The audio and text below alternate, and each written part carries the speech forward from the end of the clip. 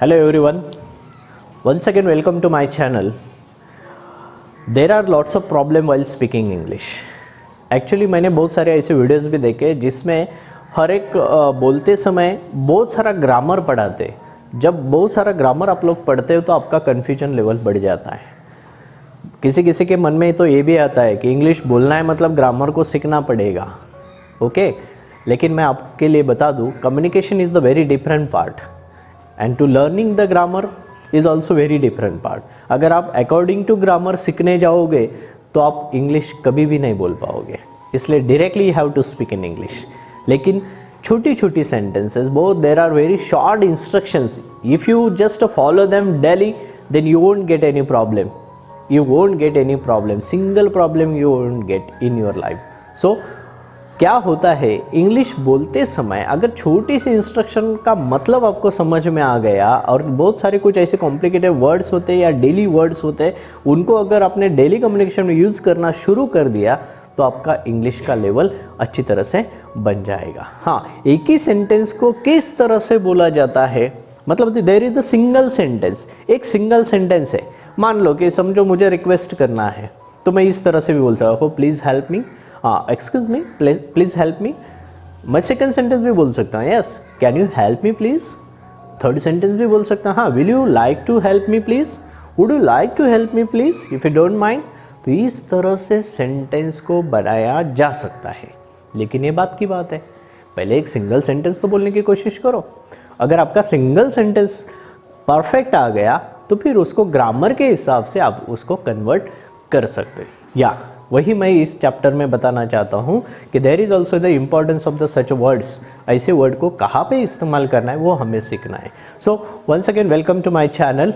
If you are very new on this channel so you may just make the subscribe and if you like it please share with others. So pay attention here, today chapter is must be. So, must be. What is must be? Must be showing the obligation. Obligation. What is meant by obligation? Yes, obligation, somewhere it is also showing the willingness. Okay, somewhere it is showing there is the compulsion. Oh my God, there are three meanings such words have. Okay, so in this way compulsion को दिखाना है, obligation को दिखाना है या willingness को दिखाना है, तीनों का मतलब क्या होता है पहले इसको समझ लो। कंपल्शन का मतलब होता है आपको करना पड़ेगा, या मतलब सख्ती। ऑब्लिगेशन का ही मतलब सेम होता है, आपको करना ही पड़ेगा। Willingness, that is my willingness, मेरी इच्छा है, आपको उस तरह से करना पड़ेगा। So these three words have the similar meaning, means they are forcing you, या they are forcing you to complete that job. उस जॉब को आपको कंप्लीट करना ही पड़ेगा, तो इसको शो करने के लिए मस्ट बी का इस्तेमाल करते हैं। कितना अच्छा वर्ड है, बहुत बार हम सुनते हैं ये वर्ड मस्ट। मस्ट देखो, मस्ट अलग है, मस्ट बी अलग है। Once again sir, what is the difference between must and must B?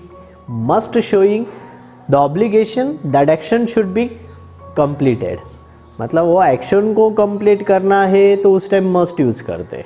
मतलब क्या, you must complete the homework.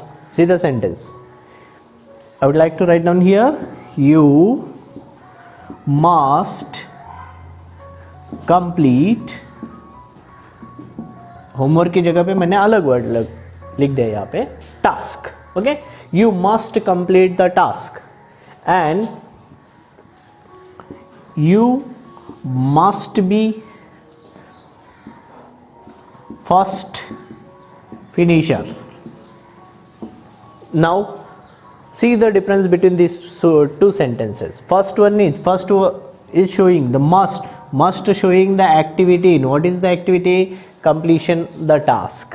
देखो, उस काम को पूरा करना ही पड़ेगा, ये मस्ट दिखाता है, एक्टिविटी को शो करता है, मतलब वो काम तुम्हें पूरा करना ही पड़ेगा। Don't give any explanation. Okay, so in the second sentence must है लेकिन यहाँ पे बी आया तो be is a showing the adjective. Okay, who are you? So you are the first finisher, मतलब उस काम करना वाला पहला आदमी तुम होना चाहिए, that's all. See the once again these words are also showing the quality and condition. The same meaning this word has also. See the sentence, you must be first finisher. हाँ, वो काम करने वाला पहला आदमी तुम होना चाहिए, that is the quality. Condition should be changed. You must be the rich person of your family.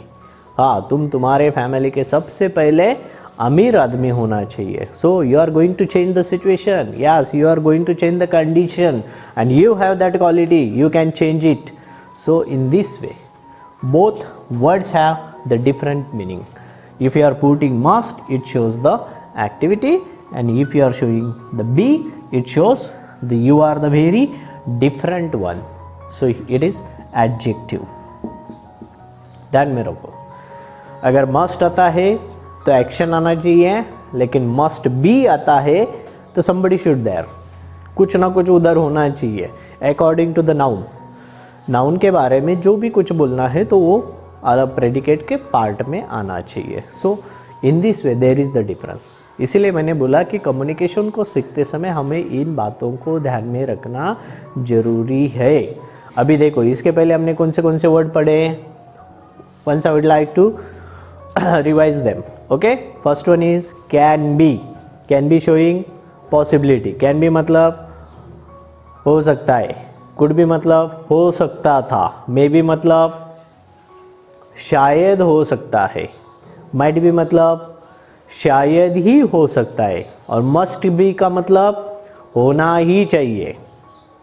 होना ही चाहिए मतलब there is nothing any scope to put the any explanation. क्यों हुआ ये सुनने के लिए I am not interested in this way. हाँ, बहुत बार ऐसा होता है कि एक रिलेशनशिप होता है. आपको पता है कि फादर जब अपने लड़के को या लड़की को बोलते हैं, बराबर है, हमारे पेरेंट्स बहुत बार हमें ऐसी चीज़ बोलते हैं कि उनकी इच्छा बहुत होती है उसके पीछे, और वो बोलते हैं, वो एक्सपेक्ट करते हैं कि हाँ वो तुमने वो करना चाहिए और मुझे पता नहीं तुमको करना ही पड़ेगा. So that is the expectation, that is the strong expectation from your side. वो तुम्हारे प्रति कुछ बातों की अपेक्षा ही करते हैं और वो सुनते हैं कि ये अपेक्षा मेरी पूरी होनी चाहिए. So that is the obligation. इसीलिए उसको बोलते हैं obligation. Obligation का मतलब ही होता है वो सख्ती करे. Yes, they are forcing you. वो तुम्हें ढकेल रहे, वो उस बात को करने के लिए तुम्हें पुशअप कर रहे हैं, तो you have to complete them. Okay, तो इस तरह से होता है फर्क. फिर से ध्यान में रखिए, must be has the very different impression in the communication level. So if you are just make the more preparation with these words, so you will be very perfect and you will be able to just understand the meaning behind such a kinds of the words in the sentences. इन्हीं बातों को ध्यान में रखना जरूरी. छोटी छोटी changes है, लेकिन अगर इन बातों को आपने समझ लिया तो बहुत अच्छी तरह से इंग्लिश को लिख पाएंगे, इंग्लिश को बोल भी पाएंगे, और सबसे बड़ी बात होते है समझ भी पाएंगे. अंडरस्टैंडिंग भी अच्छा होगा आपका, क्योंकि कम्युनिकेशन में 10 सेंटेंस किसी के पास से सुन लिए, उसका लगभग मीनिंग, ओवरऑल मीनिंग हमारे ध्यान में आ जाता है, लेकिन वर्ड टू वर्ड मीनिंग को ध्यान से सुनना, that is also listening skill, और वो भी डेवलप होना बहुत ज़रूरी है. आई होप आपको अच्छी तरह से ये बात आज समझ में आ गई होगी. अगर आप मस्ट बी को लेकर बहुत सारे सेंटेंस बनाओगे तो आपका कॉन्फिडेंस लेवल बढ़ जाएगा. तब के लिए मिलते हैं. Good bye and see you in the next chapter. Once again have a nice day.